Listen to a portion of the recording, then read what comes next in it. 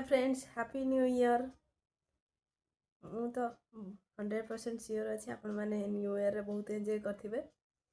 मो देह भल नहीं मु तो किसी एंजॉय करि पार नहीं मु तो तापर भी मो बाहर एकेला रहउची का संगे रे एंजॉय करिवि।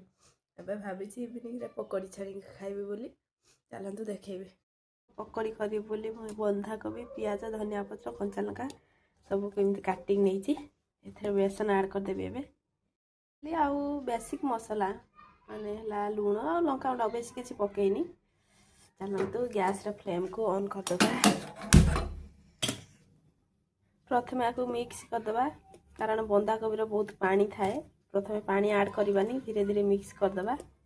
एटी ऑयल हीट करनेली तापर चलतु देखिबा मिक्स कला परे एमिति ही जाईची खंतु। एबे आकु छाणीबा पतला पतला करी छाणीबी कारण मोटा रहिले क्रिस्पी हबनी। देखो बहुत बढ़िया से ऑयल हीट हो जाइथिला।